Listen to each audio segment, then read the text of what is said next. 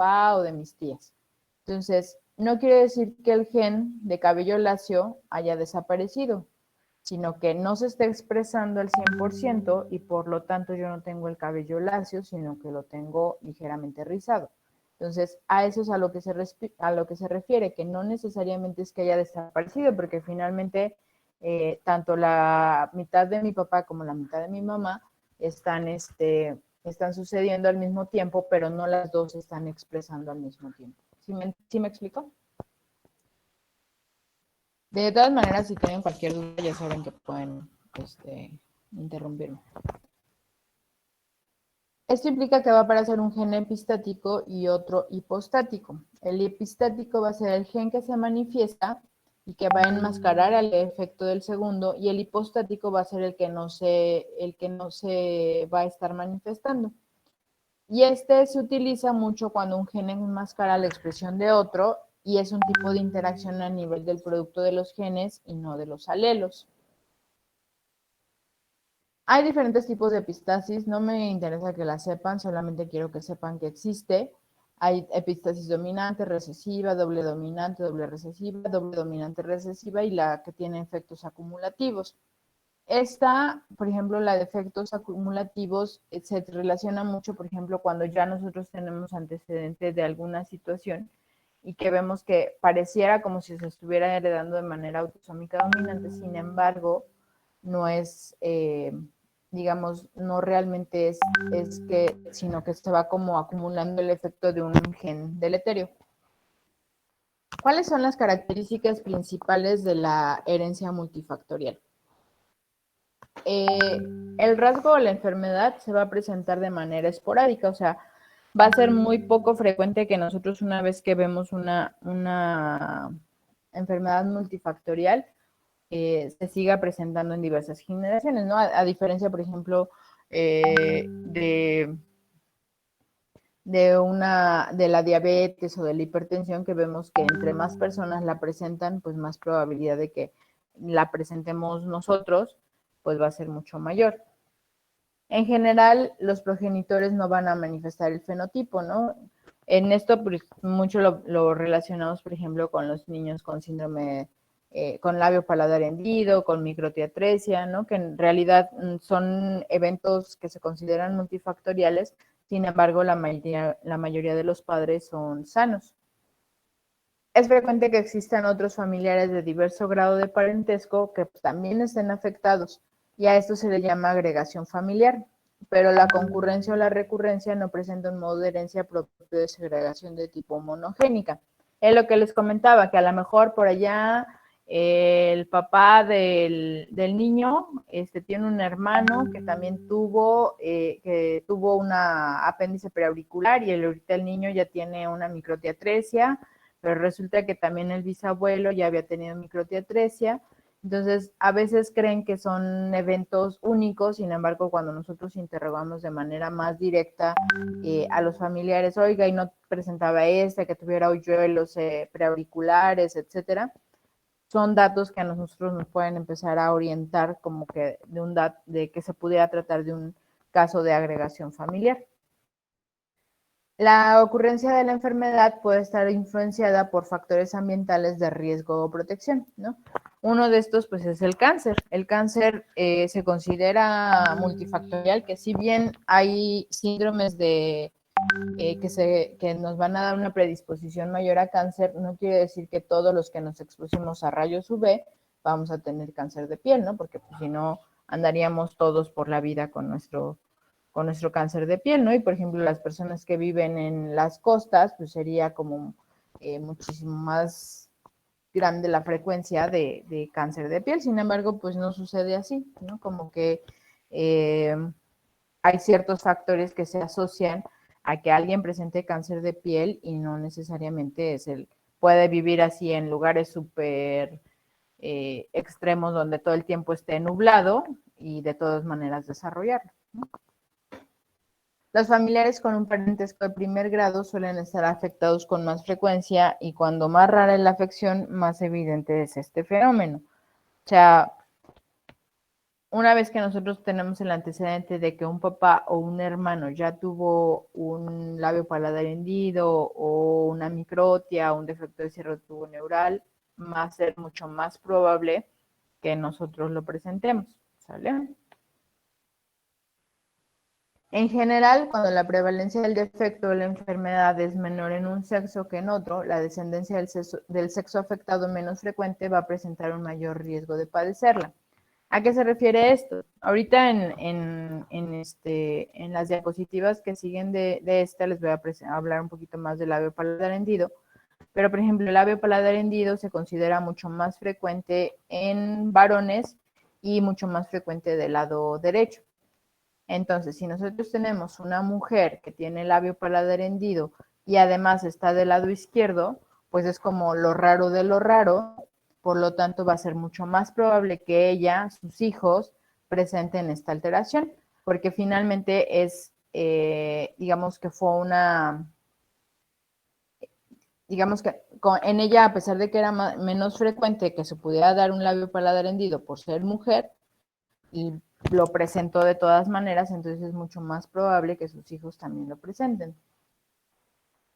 La concordancia en mellizos monocigóticos siempre va a ser mayor que en los disigóticos, y pues esto lo vemos en muchos de los demás padecimientos, ¿no? Independientemente del estilo de vida, por ejemplo, si un gemelo presenta diabetes, es mucho más probable que el otro gemelo, aun y cuando se cuide y todo ese tipo de situaciones, pueda presentar diabetes.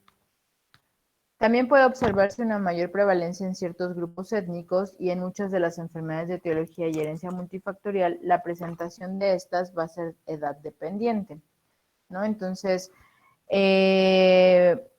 se ha visto que, por ejemplo, las poblaciones que viven en alturas mayores a los 1800 metros sobre el nivel del mar, va a ser más frecuente que presenten alteraciones como microtiatresia. Entonces, no es necesariamente que ellos estén teniendo como algo extra, ¿no? Que los esté predisponiendo, pero sí se ha visto que este tipo de altura hace más frecuente que tengan microtiatresia.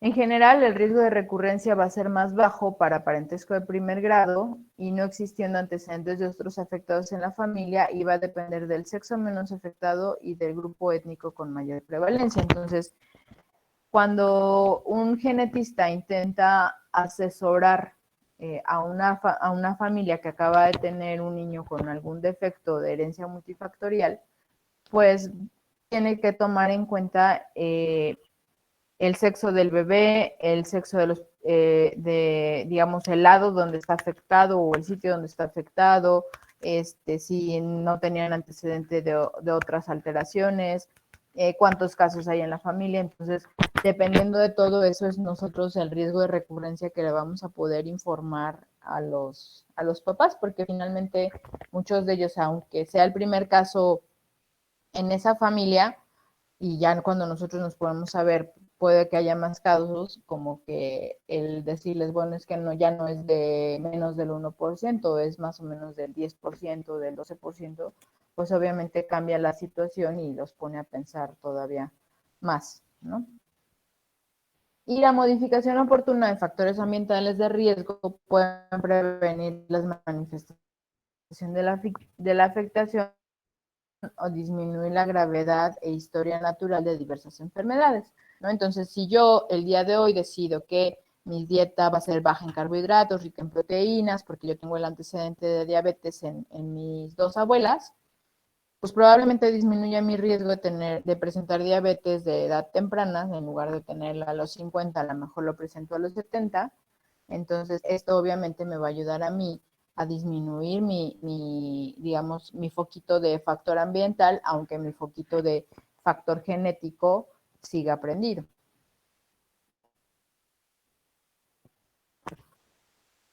Ok, entonces, dentro de la herencia multifactorial existe algo que se llama teoría del umbral. Y esta dice que el riesgo o la enfermedad se van a manifestar cuando el umbral crítico de riesgo o exposición se alcanza, ya sea condicionado por la predisposición genética o por la interacción de estas con los factores ambientales. Entonces, el umbral va a ser diferente a cuando somos hombres o cuando somos mujeres. El umbral también va a ser considerado diferente dependiendo de la edad de los padres, dependiendo del grupo étnico al que pertenezcan los padres. Y este umbral va cambiando dependiendo de las personas. Muchas de las ocasiones nos dicen los papás, ¿no? Sobre todo cuando se trata de un defecto, por ejemplo, de cierre tuboneural y los papás son aparentemente sanos, así de, pero es que yo conozco a alguien que fuma y toma muchísimo y sus hijos nacieron perfectos. Sí, o sea, qué injusta puede ser la vida, ¿no? Sin embargo, esto no es, digamos que esa mujer que tomaba o fumaba antes de sus embarazos, su cuerpo creó cierta tolerancia a estos factores tóxicos y que le dieron como cierto factor protector hacia ese bebé que se estaba formando. Entonces, a pesar de todo lo mal que, digamos, pudo haber estado durante su embarazo, su bebé nació bien, ¿sale? Entonces, no es garantía de absolutamente nada el que nosotros tengamos, digamos, o no tengamos ningún antecedente dentro de nuestra familia. Sin embargo, pues obviamente le tenemos que decir a las personas que pues entre mejor coman, desde por lo menos 6 meses antes empezar a tomar el ácido fólico, tanto ella como el papá, si tienen algún tipo de vicio como alcohol, cigarro, drogas, pues tratar de que 6 meses antes por lo menos detengan el consumo de estos. Entonces, son factores que no, si bien no van a ser determinantes, sí van a ser factores que nos van a intervenir en el desarrollo de alguna patología. También vamos a tener factores asociados o que incluso pueden ser modificadores de una herencia multifactorial. Uno de ellos van a ser los polimorfismos de un solo nucleótido. Como ustedes saben, para yo poder formar un aminoácido, pues necesito de 3 nucleótidos que dependiendo de cómo estén acomodados va a ser el aminoácido al que van a codificar. Sin embargo, hay diferentes tripletes de nucleótidos que nos pueden dar el mismo aminoácido. Entonces, algunos autores consideran que estos polimorfismos, aunque se esté, digamos,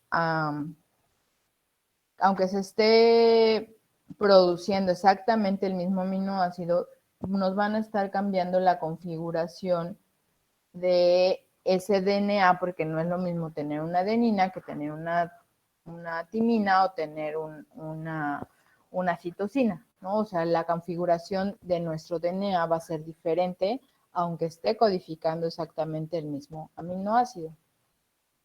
Otros son los modificadores de la expresión génica, como son la metilación, la sumoilación, la acetilación, ¿no? Que como sabemos van a estar encargados de prender o apagar genes dependiendo el momento en el que se encuentre dentro del ciclo celular, el momento en que se encuentre dentro de la transcripción, para que sean factores protectores o factores de predisposición, digamos, de esas regiones. Entonces, eso que es la epigenética también a nosotros nos puede estar causando modificaciones dentro de nuestro DNA y que nos haga o más susceptibles o que sea un factor protector al final del día. Y otro que actualmente se está utilizando, o que se está, más bien que se están dando cuenta los investigadores que tienen mucho que ver, son los microRNAs. Los microRNAs generalmente se ha visto que van a trabajar como reguladores de los genes, pues ya sea inhibiéndolos o activándolos. Entonces podemos encontrar microRNAs endógenos, microRNAs que van a hacer como funciones como de mimetizar algunos genes y otros que van a ser inhibidores de algunos genes. Entonces, cuando nosotros tenemos un marco de lectura abierto, estos microRNAs van a estar trabajando mientras está sucediendo esa transcripción. Entonces, ellos tienen como esta facultad de inhibir o de modificar en el momento la expresión génica. Entonces, estos microRNA se están utilizando mucho como marcadores, por ejemplo, pronóstico para enfermedades cardíacas, cáncer, enfermedades musculares, que se ha visto que en algunas personas van a otorgar ciertos factores protectores o ciertos factores de predisposición. Ustedes se pueden meter al PubMed y así ponerle Mirna, así microRNAs, y les van a salir 1000 artículos relacionados a factores de protección que nos van a dar en cáncer, en infartos, o sea, en muchos padecimientos, y que incluso algunos se pueden llegar a medir, por ejemplo, inmediatamente después de que la persona tuvo un infarto, y te puede decir, no, ¿sabes qué? Está expresando, es un ejemplo, no lo estoy diciendo nada más así como para que les quede más claro. Así de, ¿sabes qué? Tiene alta la expresión del microRNA 88, entonces tiene riesgo de complicarse y que tenga un nuevo infarto después de 48 horas. O sea, tan específicos son los microRNAs que nos pueden dar un factor pronóstico en una enfermedad que está atendiendo en ese momento de manera aguda a una persona, ¿no? Entonces, esto pues se está estudiando, les digo, actualmente muchísimo y pues se está buscando, ¿no? ¿Qué otra cosa nosotros podemos hacer con un microRNA para que a lo mejor, bueno, ya tuvo un accidente vascular cerebral, vamos a inyectarle el microRNA 25 y ese va a ser un factor protector para que no tenga una secuela neurológica severa, ¿no? Entonces, eso es lo que se está buscando mucho con los microRNAs y pues que se está viendo que realmente van a estar funcionando como modificadores en enfermedades multifactoriales. ¿Hasta aquí alguna duda, pregunta? No, doctora. Sí, yo Okay. sí he dicho que eran los SNP y los CNV. SNP son los polimorfismos de un solo nucleótido y los CNV es los variantes en el número de copias. Ya ven que cuando veíamos había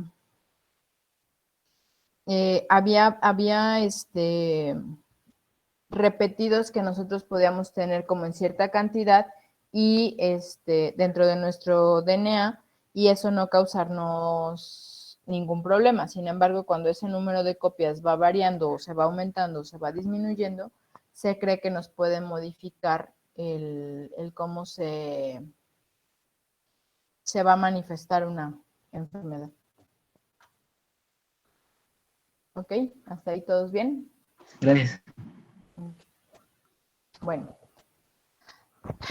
para nosotros poder, digamos, otorgar un asesoramiento de una enfermedad multifactorial, tenemos que considerar también el efecto de la heredabilidad.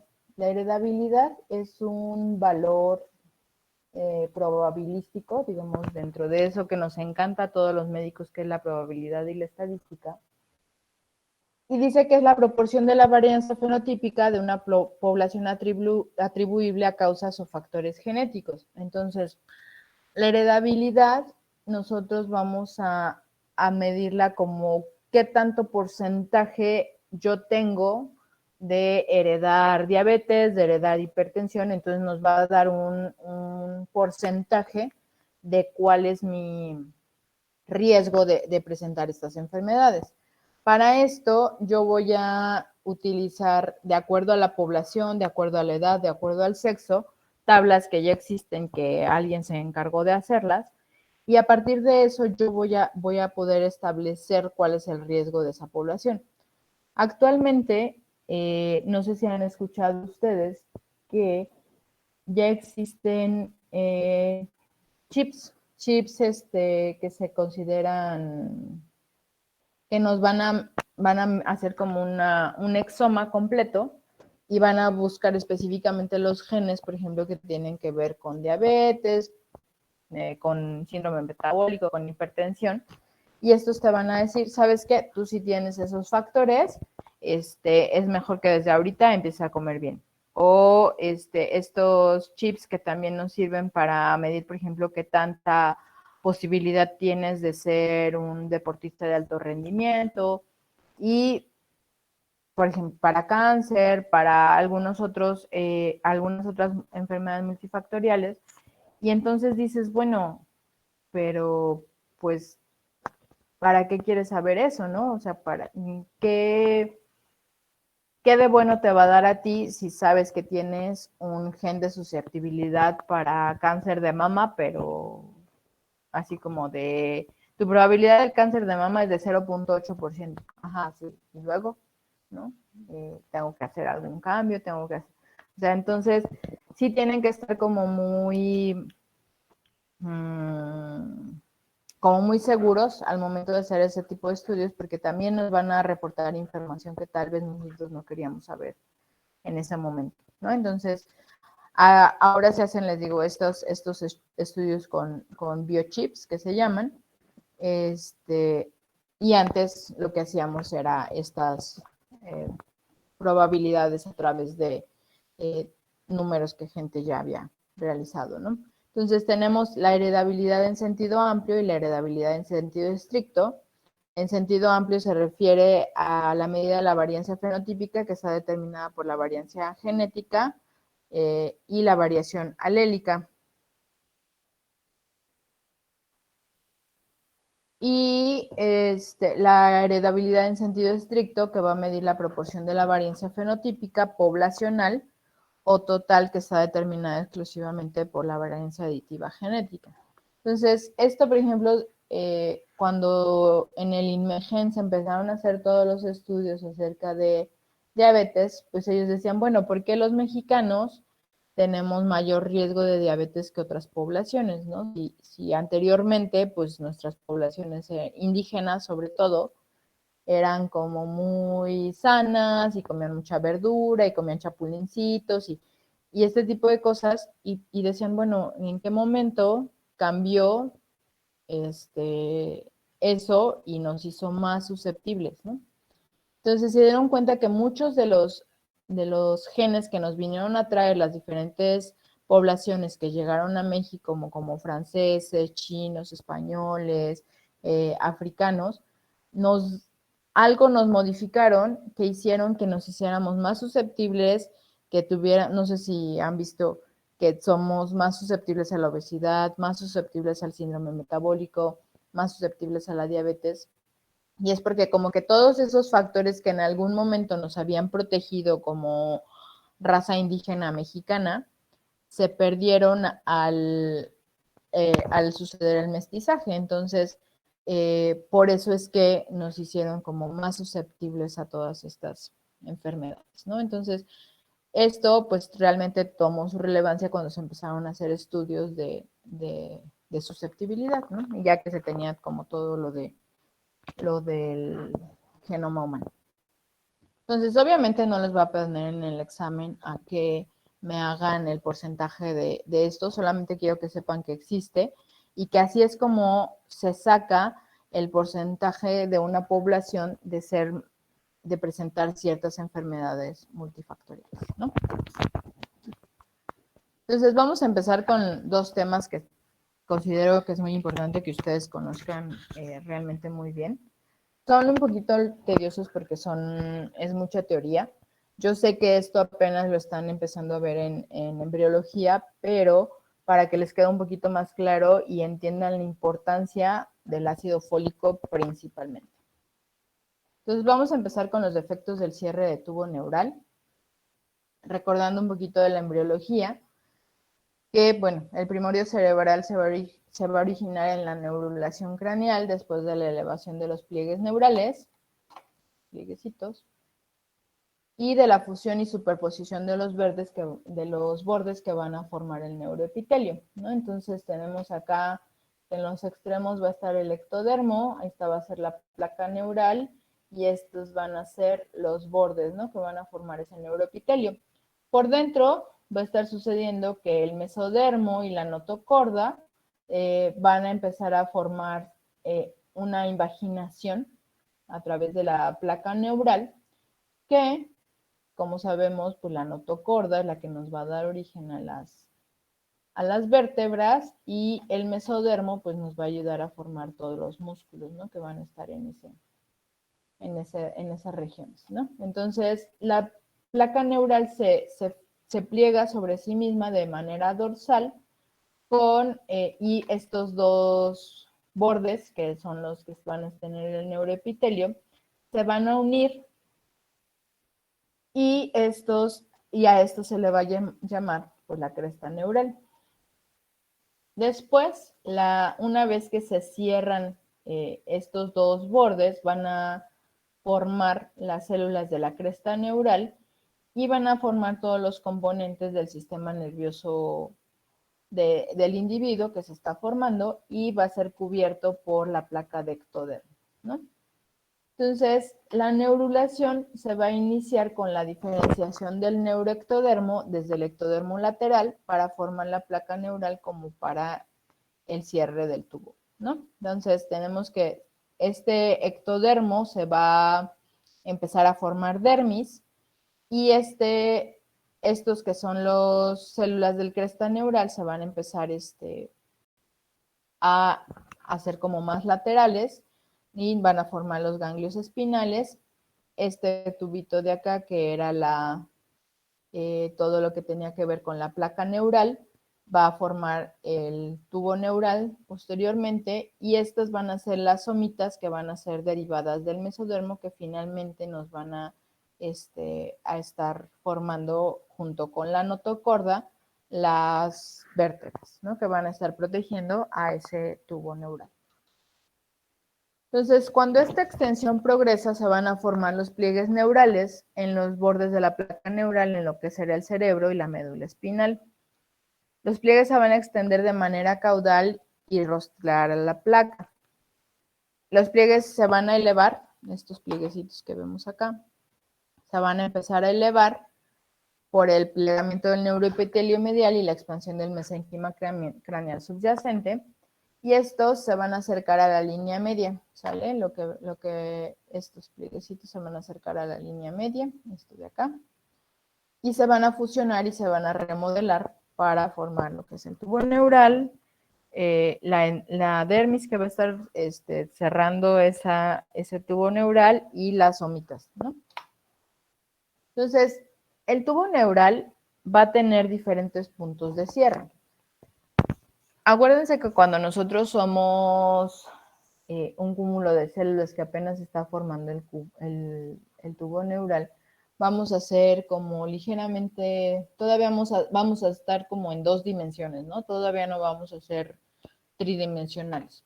Entonces, una vez que el tubo neural se empieza a plegar, ese plegamiento va a hacer que empecemos a tener como esta constitución tridimensional porque vamos a tener una adentro y una afuera, ¿no? Entonces, el tubo neural no es que se va así de que nosotros lo veamos, este es mi tubo neural, se empieza a plegar sobre sí mismo y ya, ¿no? Se cierra completamente como una empanada. No, se va a ir cerrando en diferentes puntos dependiendo de las semanas de gestación. Entonces, el primer sitio de cierre del tubo neural va a ser la región dorsolumbar, ¿ok? El segundo punto de cierre va a ser el cefálico. El tercero va a ser el facial, que va a abarcar desde la frente hasta el mentón, ¿ok?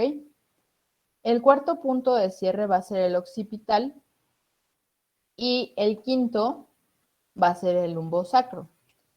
Entonces, este cierre, pues dependiendo de dónde esté ocurriendo, nos va a decir más o menos las semanas de gestación en las que ocurrió y cuál fue el punto que no se cerró. Entonces, aquí como pueden ver en el segundo ejemplo, en la anencefalia, el segundo punto de cierre, que es el craneal, no se cierra, por lo tanto vamos a tener anencefalia.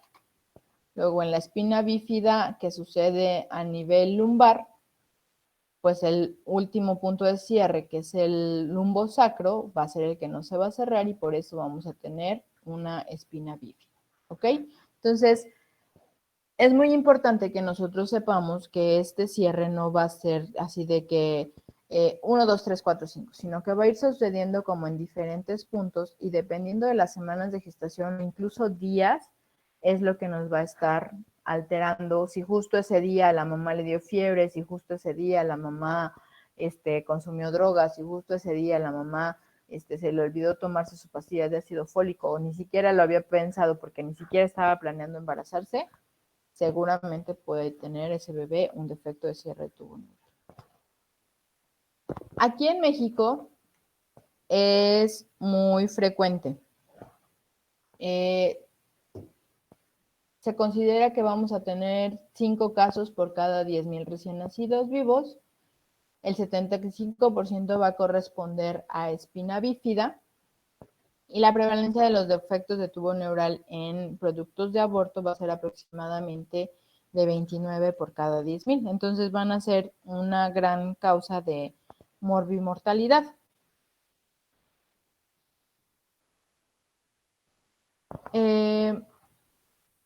Va a estar relacionado con exposición a anticonvulsivantes, nutrición materna, diabetes mellitus, obesidad materna y enfermedades infecciosas.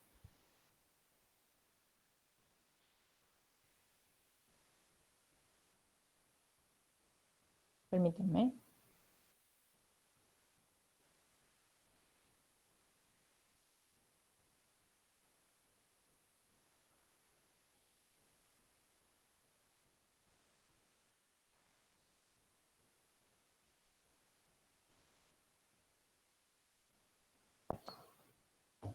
Entonces, no necesariamente nosotros tenemos que tener este antecedente para que se presente. Podemos tener que la mamá fue la más sana y nunca consumió drogas, alcohol ni nada de esas cosas y de todas maneras presentarse.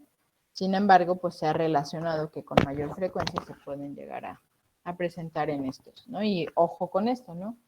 Diabetes y obesidad. Ahorita cada vez es más frecuente que mujeres previo al embarazo ya tengan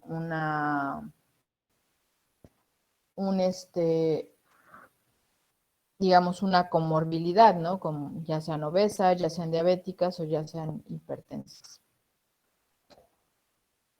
Vamos a ver solamente algunos ejemplos.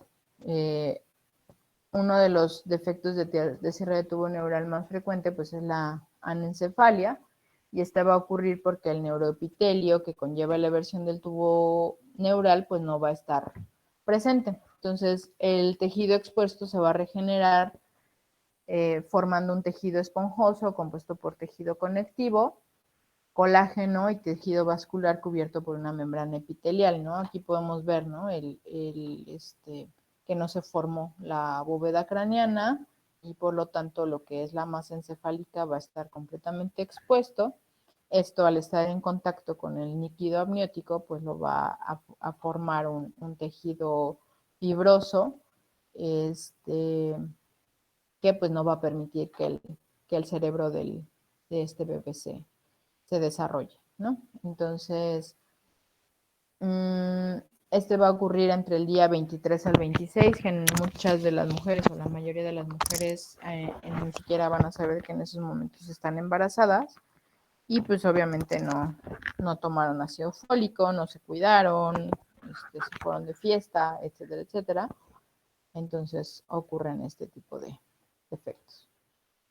Otro, pues son la espina bífida. La espina bífida es un grupo heterogéneo, o sea, se le va a dar nombre de espina bífida a muchos padecimientos, sin embargo, ahorita van a ver que nosotros la vamos a dividir en grupos dependiendo de las características que nosotros observemos. Estas van a ser ocasionadas por una falla del tubo neural durante la embriogénesis, en la cual el arco posterior de la columna vertebral se va a encontrar incompleto o ausente. Entonces, estos van a estar relacionados con una alteración tanto del mesodermo como de las somitas que están alrededor de ese tubo neural que no terminaron de fusionarse o ni siquiera lo intentaron. Entonces vamos a tener dos tipos de espina bífida, la espina bífida abierta y la espina bífida cerrada o también llamada, o más frecuentemente llamada, oculta. Los tipos de espina bífida abierta tenemos a la mielosquisis, al mielomeningocele, al meningocele y al hipomielomenincocele. Y a la cerrada tenemos al seno dérmico congénito, a la médula anclada, a la diastomatomelia, la médula espinal hendida, el lipoma lumbosacro y el quiste neuroentérico. Entonces, el meningocele va a ser una falla de fusión del tubo neural entre el día 18 y 28 y va a ser más común en la región lumbar. Entonces, aquí sí se debe de ver de manera normal, ¿no? Protegido por las vértebras. Cuando nosotros tenemos una espina bífida oculta, vamos a tener que la alteración pues, va a estar al nivel de lo que eran las somitas y del cierre del mesodermo que va a estar rodeando, y pues vamos a tener una ausencia, ¿no? Aquí de los pedículos de la vértebra. El meningocele va a ser cuando tenemos acumulación de líquido amniótico porque precisamente ese tubo neural no se terminó de cerrar, entonces forma tanto del neuroepitelio como del mesodermo adyacente, donde va a ocurrir el error.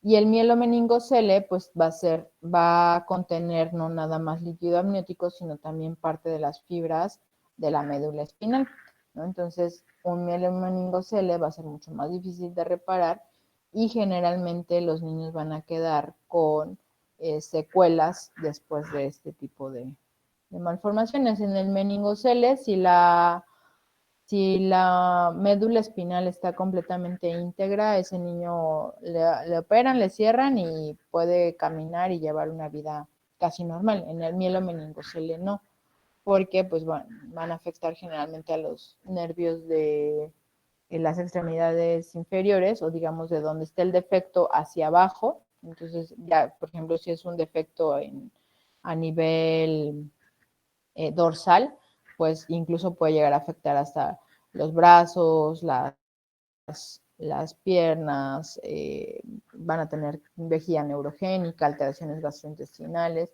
porque pues van a ser todos los nervios que están involucrados en esas regiones. El hipomeningocele pues va a ser un tumor de tejido adiposo que va a estar localizado sobre la zona lumbosacra y se va a asociar con disfunción intestinal o vesical.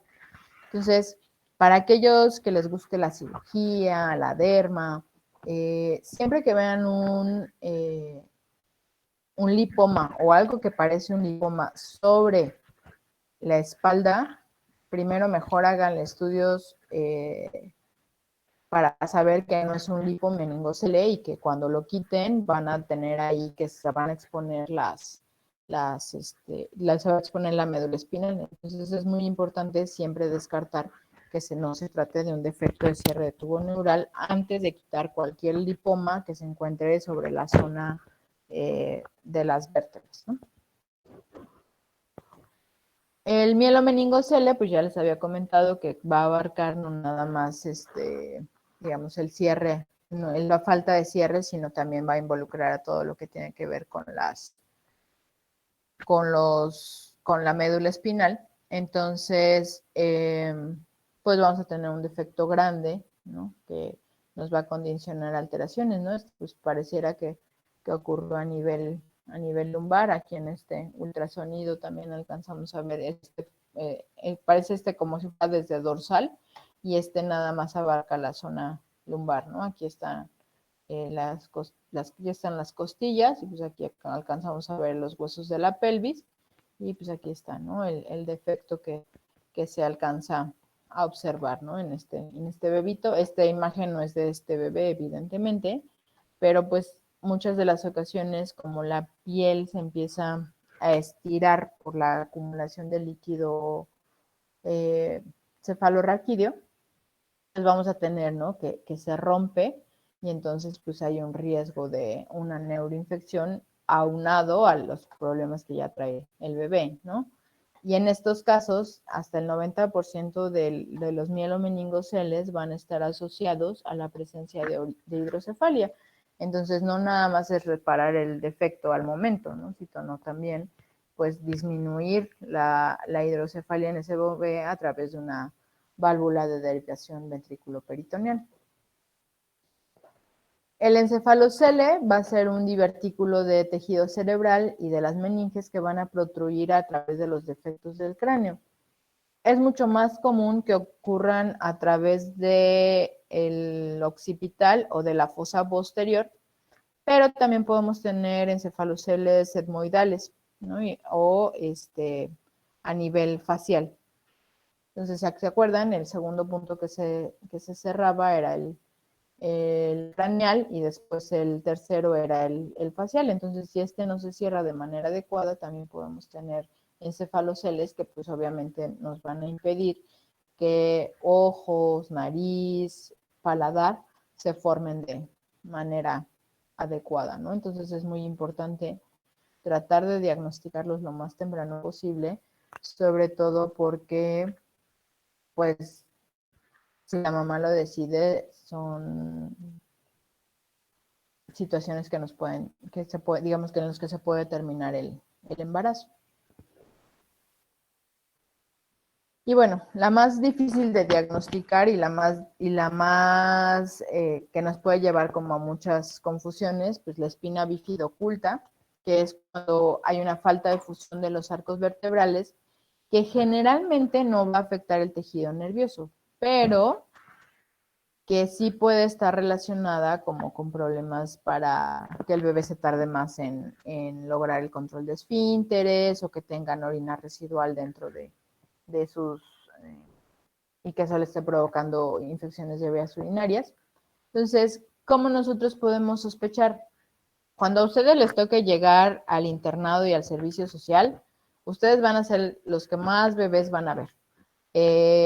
Entonces, aprendan a decirle a la mamá, quítele todo, señor. No le van a quitar el pañal en ese momento porque seguramente van a hacerse pipí, pero revísenlos, voltéenlos, búsquenles, muévanle las pompitas. Y si ven defectos así como como pequeñas fosetitas que están en la región interglútea, siempre pídanle una radiografía para descartar que no se trate de una espina bífida oculta, ¿sale? Entonces, general, podemos ver ya sea estos mechones de pelo o fosetas, incluso fosetas mucho más pequeñas que pueden estar relacionadas con espina bífida oculta, ¿sale? Entonces, no pasa nada si voltean al bebé, no pasa nada si le abren las pompitas, revísenlos mejor. Doctora, Sí. ¿y qué relación tiene que el pelo crezca ahí donde estén esos defectos? Acuérdate que lo que es pelo, uñas y piel van a ser derivados del neuroectodermo. Entonces, si se acuerdan, el neuroectodermo va a ser el que va a iniciar como esa fusión de los pliegues para el cierre de tubo neural. Entonces, al haber una alteración en esa fusión, digamos que su manifestación va a ser el de tener mechones de pelo en esa zona. Ah, ok. Muchas gracias. Y de nada. Las causas. El 95% no va a tener ningún antecedente. Doctora, familiar. Sí. perdón por la interrupción, pero estaba leyendo y me confundió esto que acaba de decir. ¿Eso no puede ser una derivación de un teratógeno? Puede ser por un teratógeno, puede ser por por deficiencia de ácido fólico, puede ser por alcohol, o sea, pueden ser muchos factores los que nos pueden estar interviniendo, pero no existe uno solo así al 100% que me diga, fue por esto, ¿no? Pero la mayoría están relacionados con deficiencia de ácido fólico. Gracias, doctora. Sí, de nada.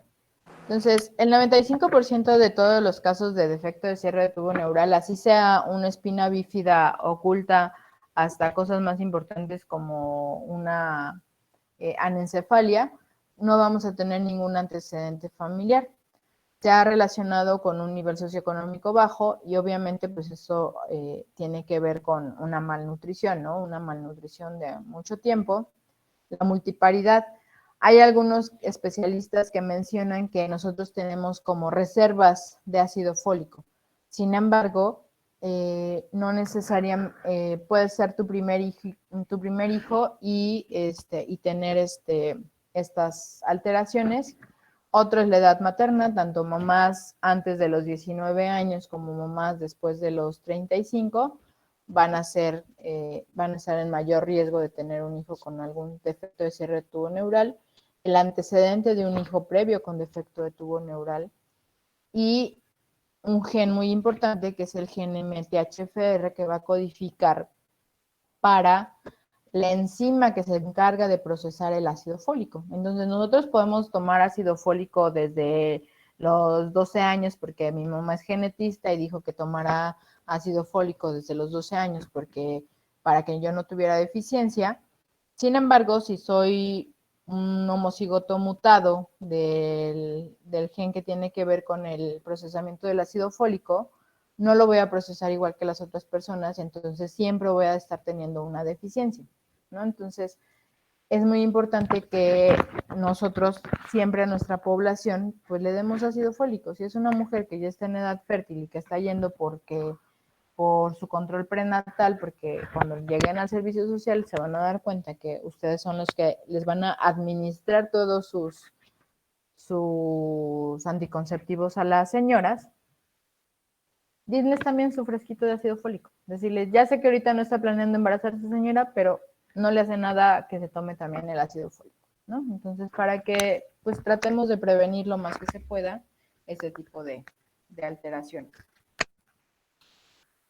El riesgo de recurrencia cuando nosotros no tenemos ningún antecedente en la familia es del 5%. Sin embargo, cuando ya tenemos un antecedente, este riesgo se va a duplicar. Entonces, en lugar de decirle del 5%, le vamos a decir que es del 10%. Entonces, entre más alta la incidencia de efectos de tubo neural sea en la población, más alto va a ser el riesgo en el siguiente embarazo una vez que se presenta, ¿no? Y en el caso de los mexicanos, nuestro riesgo va a ser más o menos entre el 10 y el 12%. El ácido fólico, pues es ahora sí que es la neta del planeta, porque nos va a reducir en un 70% todos los defectos de tubo neural.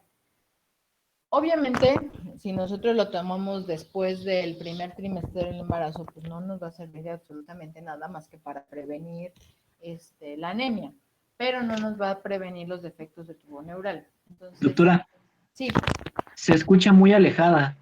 Ah, ok. ¿Ya me escuchan bien? Sí, gracias. Ok. Entonces, lo ideal es que, como siempre, todos los embarazos se planeen, ¿no?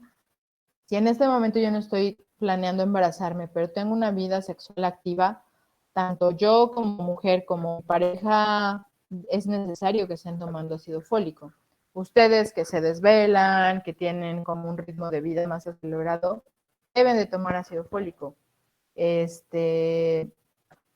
que toman algún medicamento porque tienen algún padecimiento de base como crisis convulsivas, como problemas cardíacos, etcétera, tomen ácido fólico, no les va a pasar nada, no se cruza con nada, si se van de fiesta no hay ningún problema, si toman alcohol no hay ningún problema y lo pueden tomar todos los días. Entonces, lo ideal en una mujer que está planeando embarazarse, que va con ustedes y les dice, doctor, es que yo ya me quiero quitar mi dispositivo porque ya me quiero embarazar. Dígale, sí señora, véngase en 3 meses, pero mientras tómese su ácido fólico y ya que haya cumplido los 3 meses de tomarlo, ya le retiro su DIU y ya se puede usted embarazar, ¿no? Entonces, eso es lo ideal, ¿no? Eso es lo que nosotros deberíamos de hacer y lo que nosotros deberíamos de seguir promocionando todos los días. Entonces, como el gobierno se dio cuenta que realmente esta estrategia no estaba funcionando porque la mayoría de los embarazos no son planeados, dijeron, bueno, ¿qué le hacemos? Pues vamos a adicionar todo con ácido fólico. Entonces tenemos tortillas con ácido fólico, harina de maíz con ácido fólico, galletas con ácido fólico. Entonces, pues, ¿por qué? Porque nuestra población mucha no está acostumbrada como, si me voy a comer una ensalada de espinaca, para no tener deficiencia de ácido fólico. Entonces, Se ha buscado, digamos, otras estrategias para evitar que las mujeres tengan esta deficiencia de ácido fólico y pues tratar de disminuir los defectos de cierre de tubo neural.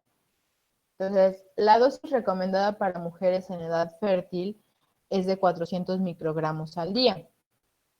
Sin embargo, cuando nosotros tenemos un antecedente de defecto de tubo neural, de labio paladar hendido, de que la mamá toma anticonvulsivantes o de que tiene algún otro antecedente de importancia, su dosis debe de ser de 5 miligramos, ¿sale? Que es una dosis, pues, 10 veces mayor a la que se le da al resto de las mujeres, ¿vale? Entonces, vamos a empezar con el otro tema, que es labio paladar hendido. Pues, el paladar pues va a iniciarse con el desarrollo facial a través de las células de la cresta neural. Como les decía, pues tenemos un punto de cierre rostral, entonces tienen mucho que ver con esta situación, con el mesénquima que nos va a estar dando todo lo que es hueso, músculos, y la formación del primordio facial y las moléculas de señalización, factores de transcripción y factores de crecimiento, ¿no? Entonces nosotros, una vez que tenemos el primordio facial, que podemos observar la placoda nasal, que va a ser la que se va a empezar a fusionar y va a formarnos la naricita, la formación del estomodeo, que va a ser lo que nos va a dar la formación de la boquita, y la presencia de los montículos auriculares, que van a ser los que van a formar las orejitas, pues cuando estos se empiezan a unir y a fusionar sobre la línea media, es cuando nosotros vamos a tener estas alteraciones, sobre todo cuando se empieza a cerrar el filtrum del labio paladar hendido. Entonces, el desarrollo del paladar va a iniciar al final de la 5ª semana y va a terminar en las 12 semanas de gestación. Entonces, si justo mamá en esos primeros 3 meses del embarazo nunca supo que estaba embarazada, pues obviamente su riesgo va a ser mucho mayor de presentar un defecto de este tipo. Al final de la 6ª semana hacia la 9ª se considera como el periodo más crítico, donde teratógenos como medicamentos, biológicos, físicos, químicos, nos pueden alterar el desarrollo de ese paladar que se está formando. Y se va a desarrollar a partir del paladar primario y paladar secundario. Entonces, el paladar primario va a contribuir a la formación de la porción premaxilar de la mandíbula y se va a fusionar con el paladar secundario. Entonces, todo esto, digamos que va a ser la porción anterior de lo que va a ser el paladar, y el paladar secundario va a ser el primordio del paladar duro y blando y la región posterior a la fosa incisiva, ¿no? Entonces, aquí podemos ver el paladar primario y las crestas palatinas oblicuas, el tabique nasal, estos se van a fusionar sobre la línea media y nos van a formar lo que es el paladar secundario, y estos a su vez, pues el paladar duro y blando, ¿no? Entonces, ¿qué es un labio paladar hendido? Pues es una falla en la fusión de los procesos nasales y de los procesos palatinos, que dependiendo los que estén involucrados, pues va a ser la zona donde va a estar el labio y o paladar hendido, ¿no? Entonces podemos tener labio hendido unilateral con paladar hendido unilateral, o labio hendido bilateral con un paladar hendido central, ¿no? Donde vemos que pues no hay fusión, ¿no?, de los procesos palatinos laterales sobre la línea media, entonces pues vamos a tener un defecto abierto. Se considera que su prevalencia es de 1 en 500 a 1 en 2500. Aquí en México se ha visto que es más o menos de 1 en 1500, o sea, estamos como a la mitad. Va a ser más común en zonas por arriba de los 1200 metros sobre el nivel del mar. También está asociado con un nivel socioeconómico bajo.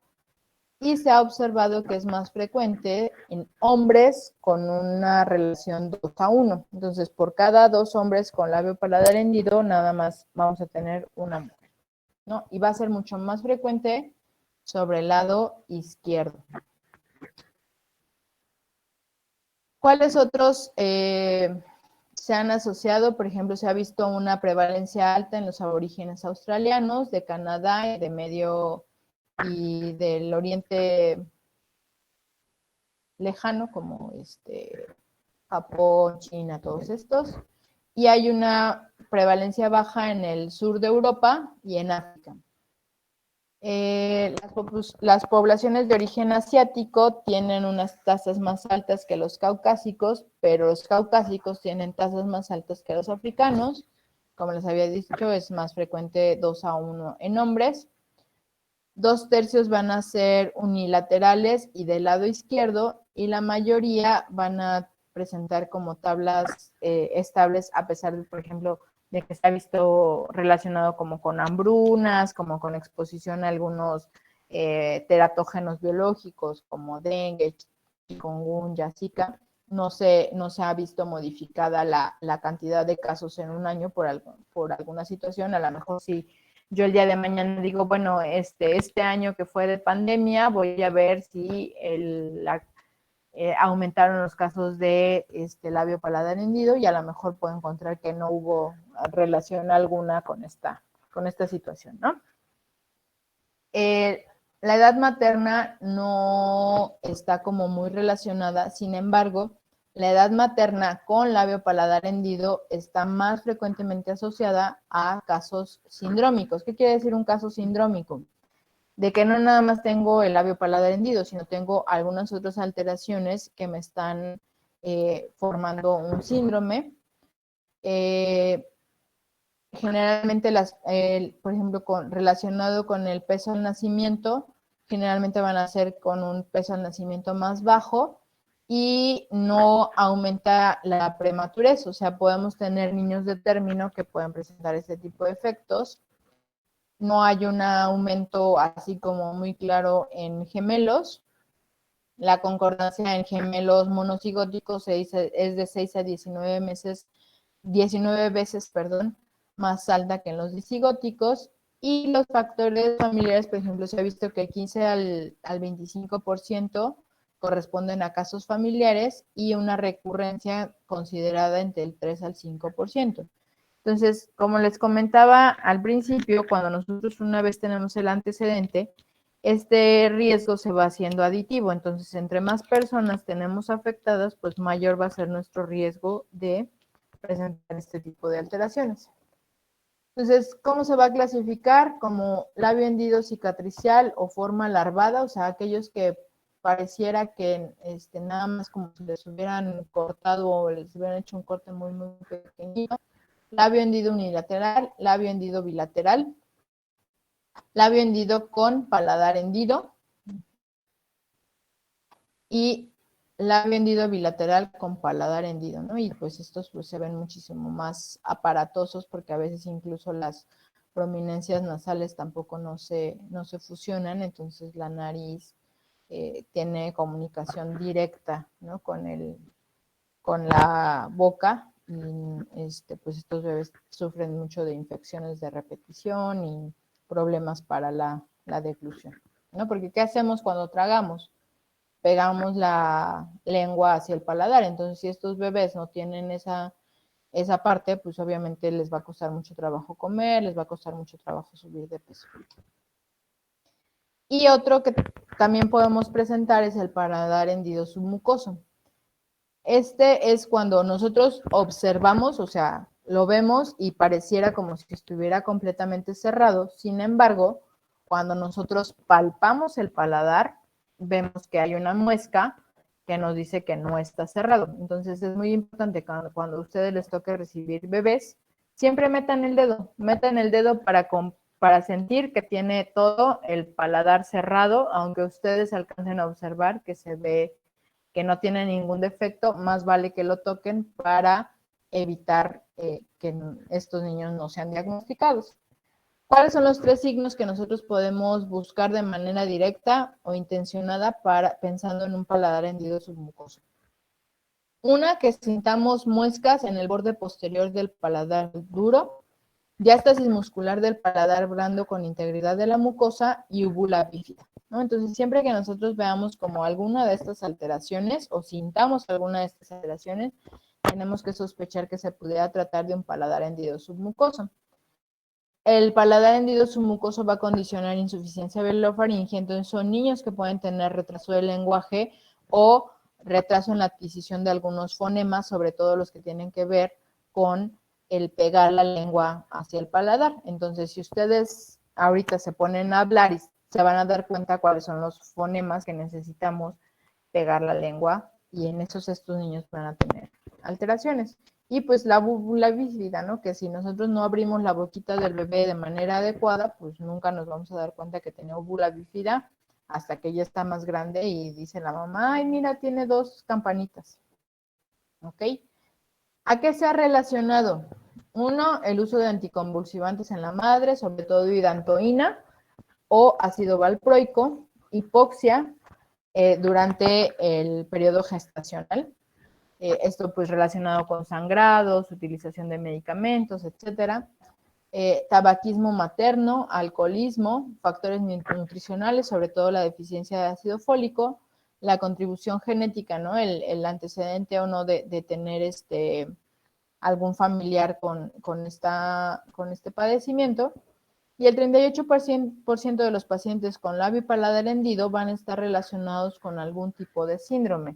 Entonces, siempre que nosotros veamos un labio paladar hendido, es importante que busquemos alguna otra alteración, ya sea que tenga un fenotipo claro como de síndrome de Down o algo así, o algún otro padecimiento con el que pudiera estar relacionado. Se han encontrado algunos genes asociados, son todos estos que ven ustedes aquí. Algunos de ellos se consideran,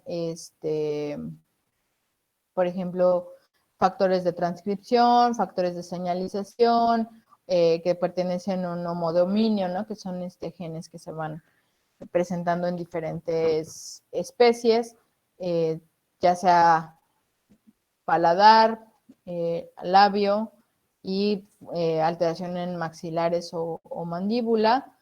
Por ejemplo, si se ha hecho en ratones, si se ha visto que es como en knockout, digamos, en ratoncitos sobre todo, que no les ponen ninguna copia, un transgene o factores de expresión, ¿no?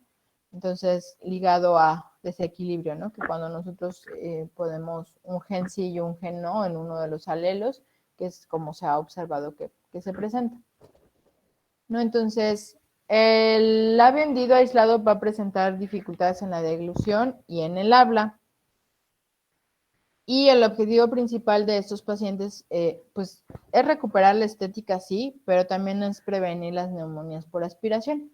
Entonces, en el hospital del niño, por ejemplo, lo que hacen es que primero cierran el labio y ya una vez que el niño ha ganado peso o que lo pusieron algún expansor para abrir los vestigios de paladar para poder cerrarlo o, digamos, hacer que la piel, digamos, se forme y se pueda cerrar ese paladar, pues a veces no nada más es una cirugía, sino son varias, ¿no? Entonces, pues es que de esto pasemos a esto, ¿no? Y la verdad es que el cirujano que está ahí en el hospital del niño tiene mucha experiencia y yo he visto casos muy exitosos de niños que prácticamente no se les ve la cicatriz, ¿no?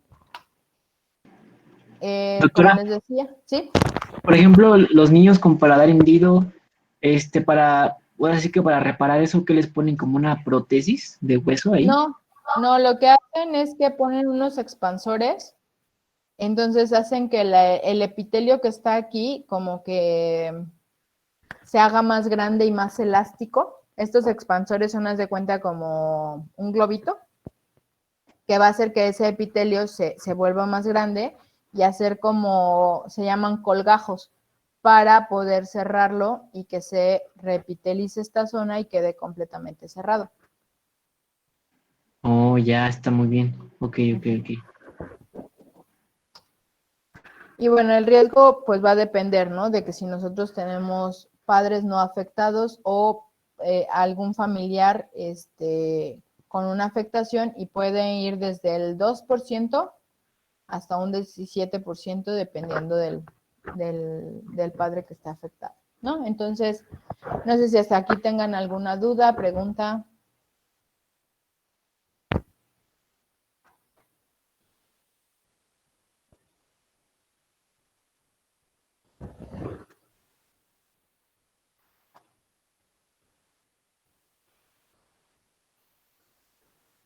Ok, entonces, por el día de hoy sería todo. Que todavía nos hacen falta 3 temas, me parece. Tenemos una clase pendiente. Nada más necesito ponerme de acuerdo bien con sus jefes de grupo. Ahorita creo que todavía tenemos tiempo para poder recuperar. No es una clase muy larga la que nos estaría pendiente. Pero la de la siguiente semana sí me interesa mucho que estemos todos, ¿no? Entonces, igual así como hoy, procurar estar un poquito, unos 5 minutitos antes para empezar a aceptar a todos y que no haya ningún problema, ¿no? Para que todos puedan acceder. Entonces, no sé si tengan alguna duda, pregunta. No, doctora. No, doctora. Ok, perfecto. Entonces nos vemos la siguiente semana. ¿Paso Y lista, doctora? no pasé lista. Ah, ok. Entonces, nos vemos la siguiente semana y ya nos ponemos de acuerdo para ver qué día reponemos la clase, ¿vale? Sí, Gracias, doctora. doctora. Pero Nos gracias. vemos. Gracias, Gracias doctora. a ustedes. Gracias, doctora. Gracias, doctora. Todo, doctora, muchas Nos gracias. vemos. Bye, bye. Bye.